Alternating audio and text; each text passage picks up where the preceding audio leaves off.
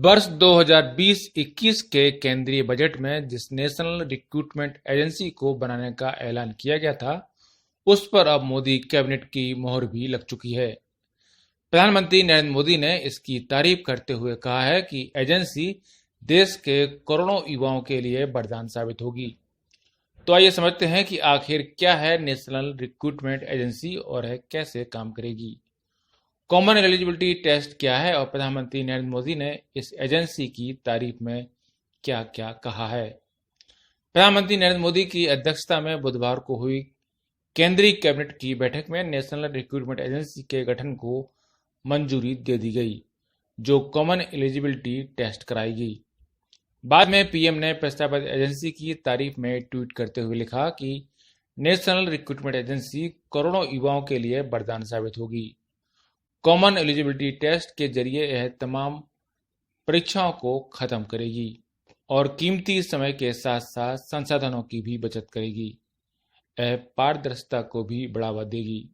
आपको बता दें कि इस साल के केंद्रीय बजट में वित्त मंत्री निर्मला सीतारमण ने नॉन गजेटेड पोस्ट के लिए कॉमन टेस्ट कराने के लिए नेशनल रिक्रूटमेंट एजेंसी के गठन का ऐलान किया था।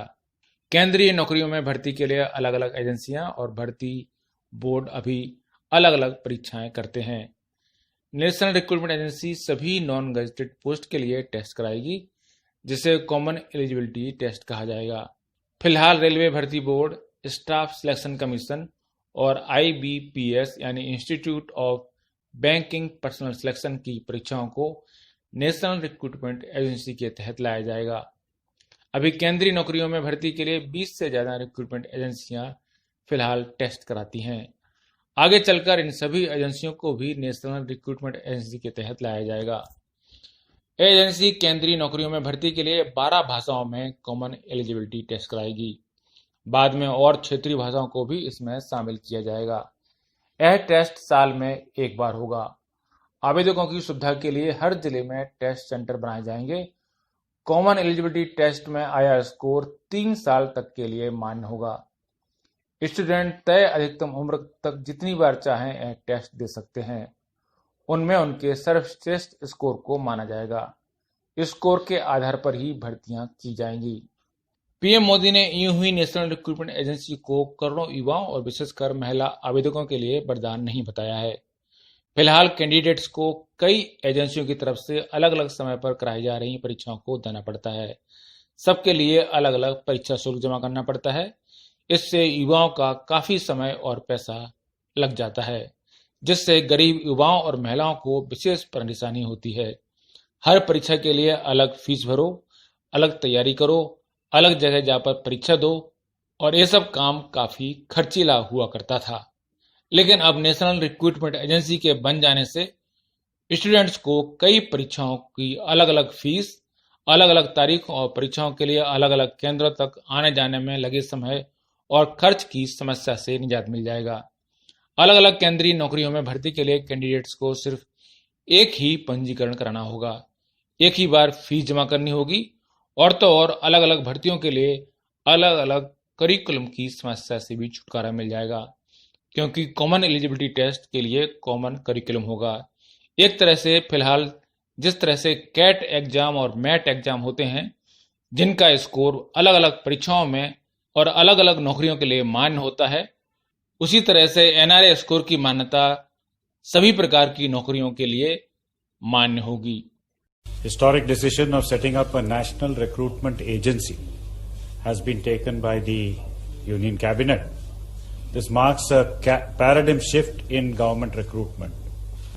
ये दिक्कतें क्या हैं जो उम्मीदवार फेस करते हैं? तो अगर देखा जाए तो पहले हर रिक्रूटमेंट एग्जाम का शेड्यूल अलग अलग होता है।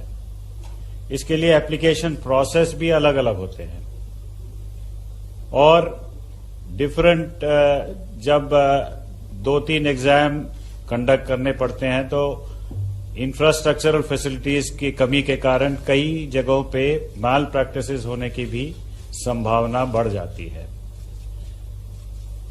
खासकर ये जो सेंटर्स हैं ये ज्यादातर अर्बन एरियाज में होने के कारण कई ग्रामीण इलाके से जो कैंडिडेट्स आते हैं या जो महिला कैंडिडेट्स होते हैं या दिव्यांग कैंडिडेट्स होते हैं, उनको यात्रा करने में खर्चा जो होता है और साथ में किसी को एस्कॉर्ट भी लाना पड़ता है, वहां रुकना पड़ता है, ये सब खर्चे जो है बहुत एक इम्पेडिमेंट बन जाते हैं कि ज्यादा एग्जाम में पार्टिसिपेट करने के लिए ये एक बहुत बड़ा बाधा हो जाता है। फीस, अब हर एग्जाम का फीस अलग होता है और उसका भरने का तरीका भी अलग होता है। कोई मतलब ऑनलाइन भर लेता है, कोई मतलब डीडी मांगता है, या ऐसे कई दिक्कतें आती है, मल्टीपल फीस देने पड़ते हैं। एग्जामिनेशन डेट्स कई बार क्लैश हो जाते हैं एक एजेंसी और दूसरे एजेंसी के बीच, तो कैंडिडेट को ये फिर निर्णय लेना पड़ता है कि कौन सा एग्जाम छोड़ें और कौन सा एग्जाम दे।